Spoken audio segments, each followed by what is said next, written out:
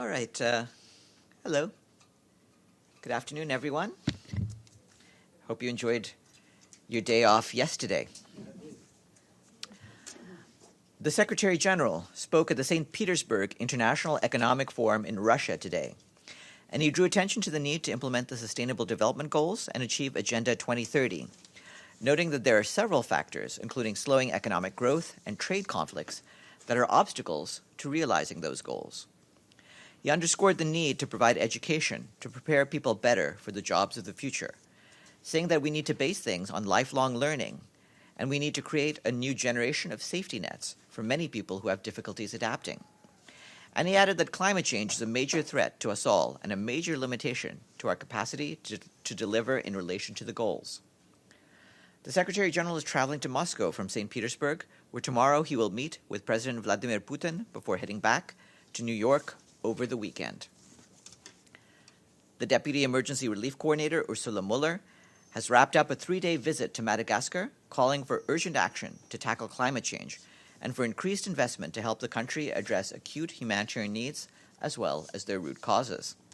Ms. Muller noted that extreme weather events are becoming more frequent and intense in Madagascar, with already vulnerable people bearing the brunt of climate change. In the past 20 years, Madagascar has been struck by 35 cyclones, 8 floods, and 5 periods of severe drought, a threefold increase over the previous 2 decades. The country is also grappling with food insecurity and disease outbreaks, with 1.3 million people severely food insecure. Measles broke out last September, and the outbreak is still continuing, with more than 1,200 people, mostly children, having died. We've received reports that a field hospital in Al-Swani, in Libya's Tripoli district, was hit by shelling today, injuring a doctor and 2 paramedics. Details of this incident are still being verified. 2 more ambulances were also hit this week, resulting in the complete destruction of 1 ambulance, though no casualties were reported. This brings the number of health worker casualties since the start of hostilities in April to 6 people killed and 10 injured. 16 ambulances have been damaged or destroyed, and 3 health facilities have also been fully evacuated due to the conflict. This high incident rate is of deep concern, and humanitarians continue to call on the parties to abide by their obligations under international humanitarian law. Medical personnel trying to reach and assist casualties must be respected and protected in all circumstances, as must medical facilities and transportation.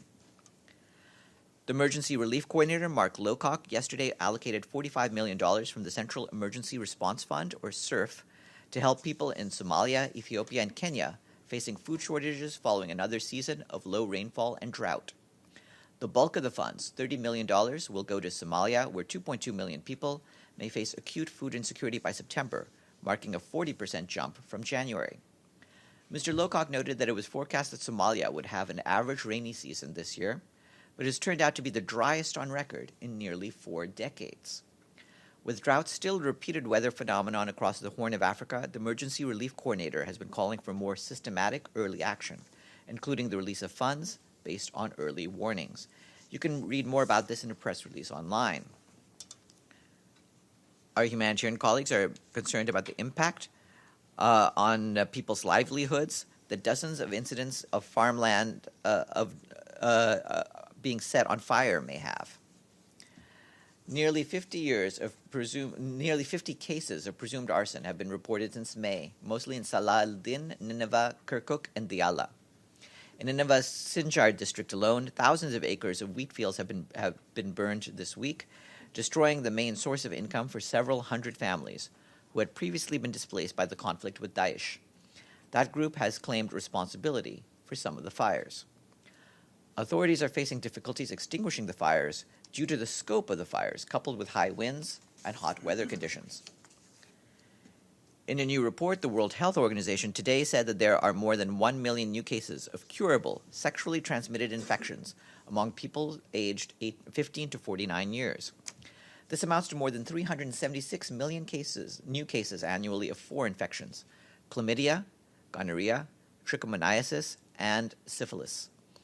On average, approximately 1 in 25 people globally has at least one of these 4 STIs, according to the latest figures, with some experiencing multiple infections at the same time. WHO expressed concern at the lack of progress in stopping the spread of these infections and said this is a wake-up call for a concerted effort to ensure everyone has access to prevent and treat STIs. More information is available on WHO's website. And the Food and Agriculture Organization today released its monthly food price index, which says that global food prices rose for the 5th consecutive month, mainly due to the rise in the price of cheese and maize. The surge in these prices was caused by flooding and rain in the United States, which affected production of maize, while a drought in Oceania has affected the production of cheese.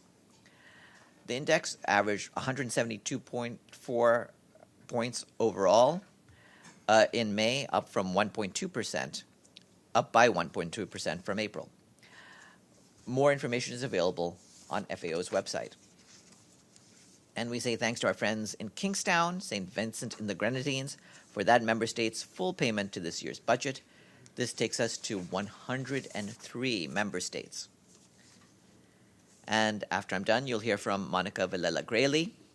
And tomorrow at 12:45, there will be a press briefing here by Marc-André Blanchard, chair of the Economic and Social Council Ad Hoc Advisory Group on Haiti and permanent representative of Canada to the United Nations. He will brief on the group's recent trip to Haiti. That's it from me. Yes. Farhan, the African Union Peace and Security Council suspended Sudan's membership of the organization until there is a civilian-led transitional authority in place. What's the SG's reaction to that move? Well, on this, we continue to follow closely the events in Sudan. The United Nations system and the special advisor of the Secretary General, Nicholas Fink-Haysom, are in daily communications to coordinate our work internally and engage in discreet dialogue with all key stakeholders, including on both sides of the conflict. We're in close contact with our partners in the African Union. We're fully committed to supporting the initiative of the African Union chairperson to reinvigorate inclusive dialogue over the transfer of power to a civilian-led transitional authority. The United Nations stands ready to support the Sudanese stakeholders in their efforts to build lasting peace. Fink-Haysom has said that there will not be a parallel effort from the UN, that they will work in support of the AU. Do you know who the lead mediator is for the African Union? Who is Fink-Haysom working with? Well, like I said, we're supporting the initiative, in this case, of the African Union chairperson, and he's in touch with officials in the African Union. Yes, Mr. Badi. Thank you, Farhan. On the same subject, Sudan, by all accounts, some 108 people have now been massacred by the military council or the army. The African Union, as we have heard, has suspended Sudan, and there are some mediating efforts on the part of some states like Ethiopia. While the Security Council is frozen on the subject, what does that tell the world about the Security Council functions? Well, as you know, I don't speak for the Security Council, but it is always important when there's a crisis as severe as what you're discussing, that there's a need for the world's main bodies dealing with threats to international peace and security to act and to stand united. And for that reason, we always urge the Security Council to try to forge a united path in dealing with crises of this nature. Yes, please. The fall of Sudan again. It's over 100 people get killed and demonstrated from the army. What they gonna do the UN about that? Well, we're very concerned about the number of deaths. You've seen the statements we put out on Sudan, and we've stressed that the need for accountability in these cases. At this stage, like I said, for our part, what we're trying to also do is remain in close contact with the African Union and to support their initiatives in dealing with this crisis. But we have urged restraint from the security forces, and we've urged that the government respect all of the basic human rights of the people, including freedom of expression and freedom of assembly. Yes, please. Pam. Thank you, Farhan. Does the Secretary General have something to say, particularly with all these conflicts on the 75th anniversary of D-Day, particularly with regard to the UN's founding and what the purposes were, why it's still necessary? Well, certainly for that, I'd like to refer you back to the Charter of the UN and what it says at the very start, which is, "We, the peoples of the United Nations, determined to save succeeding generations from the scourge of war, which twice in our lifetime has brought untold sorrow to mankind." So that is the basis on which we were created. We were created clearly at what was a dark time in human history in many countries of the world, with millions of lives lost, millions more utterly destroyed. And the UN was created as part of a vision for a better world, and we're trying still to achieve that vision. And as you can see from the questions, for example, that we just got on Sudan, that there are always corners of the world where we need to remain vigilant, because, again, lives are being destroyed every year, somewhere or another, and we need to stand together against the sort of suffering and the sort of bloodshed that gave birth to this organization. Yes, please. Good afternoon. Thank you, sir. Going back to Sudan, Gary Renaud here, Diplomatic Times. Is there going to be a UN peacekeeping mission deployed, or is there already one there? Does this sort of violence warrant a peacekeeping effort, or you have any comment on that? Well, the peacekeeping missions are determined by actions of the Security Council. There have been parts of Sudan where there have been peacekeeping presences. In fact, there are still 2 such presences in existence right now, UN forces that are in Abyei and the UN African Union mission in Darfur. And they continue to go about their work despite the difficulties we've had. Regarding whether there's any need for any adjustments or other missions, that's a question for the members of the Security Council. And with that, I yield the floor to Monica. Thanks.